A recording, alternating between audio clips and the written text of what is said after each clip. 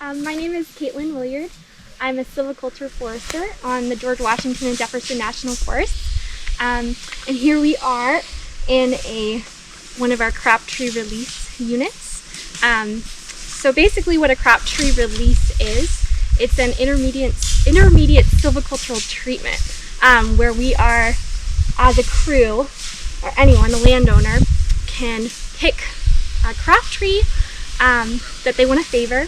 Basically, a crop tree depends on your objectives. Here on the Forest Service and on our crew, we are trying to favor trees that have high wildlife use, and that usually translates to hard mass species such as oaks, hickories.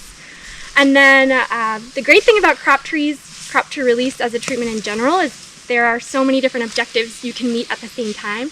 So we have wildlife. We're also, picking trees for the future stand in terms of timber, and also diversity. So we, sometimes we'll come across, we're looking for obviously oaks and hickories, but if we come across cherry, that's a soft mass producer. That's great for wildlife, good for diversity. There's not a ton of it out here, so every time we do see it, that's a plus for us, as well as cucumber tree. So basically, crop tree release, we use it as a tool to kind of invest in the future forest here on your public lands. So usually, as you can kind of see behind us, we have a crew working. We'll identify these stands.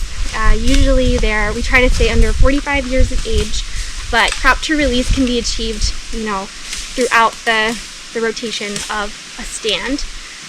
But for our purposes, we usually try to pick stands that are between 25 to usually 40 is our max.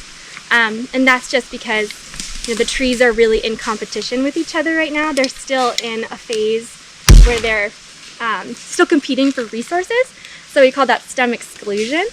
And that is just great because they're really like battling it out. So if we select a crop tree, you're actually giving the resources those other trees were taking up that were competing around it. We're going to kind of centralize, and they're going to be taking up those resources instead. And that translates into first it's going to be increased root and shoot growth.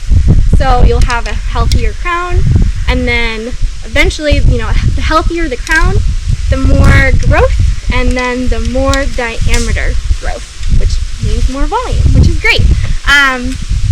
So really, we're just targeting the trees that we want to, kind of foster and continue to have them grow into the future stand.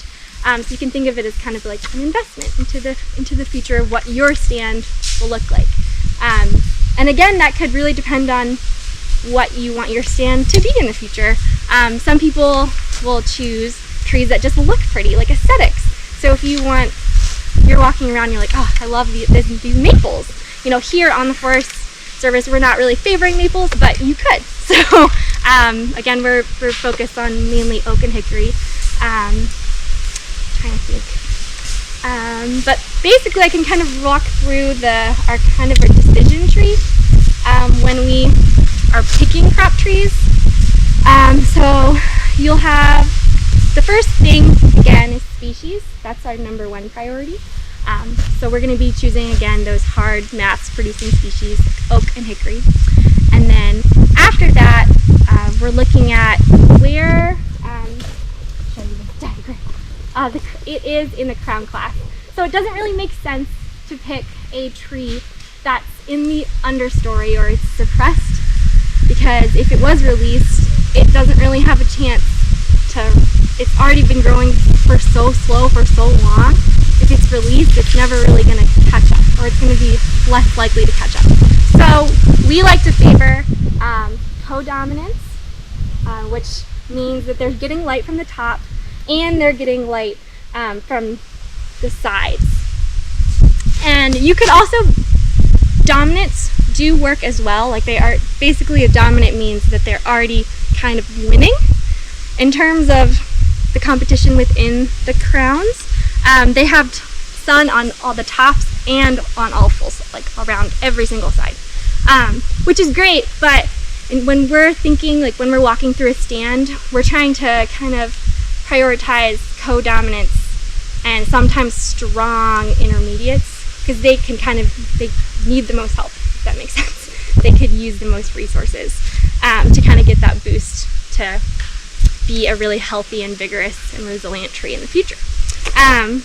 So yeah, we're not really like shooting for suppressed trees at all, especially they just won't make it into the future. And maybe they will persist, but they'll never, I don't want to say they'll never make it, but they're a lot less likely to make it into the future stand. So that's kind of our second. So we have the species, and then we have crown class where it is. So we're targeting co-dominance, sometimes strong intermediates. And then after that, we're really focusing on, in terms of the form, does it have, obviously timber isn't our number one objective here. It's more timber, but mostly like wildlife. So if we have a tree that's forked, obviously if it's forked pretty low, that's just a source of weakness in the tree. So it could potentially break off there. So we really want to focus on trees that have a clearer bole. Again, sometimes, we're out there and it's all you've got is trees that are kind of forked. So you kind of have to make those decisions as you're going. But we tend to try to pick trees that have good form, and then also something that's arguably more important than that is that it's healthy. You don't want to pick a tree just because it's a white oak and it's in a co-dominant crown class and then it's dying or it's being defoliated. That's no go. So what we tell everyone is to, sometimes you kind of get in the focus of looking like straight at the bowl, really like step back and kind of look around the stand and see what the tree is looking like, and walk around the crown and see if it's healthy on all the sides, and if it has a really good crown ratio, at least 30% or more. So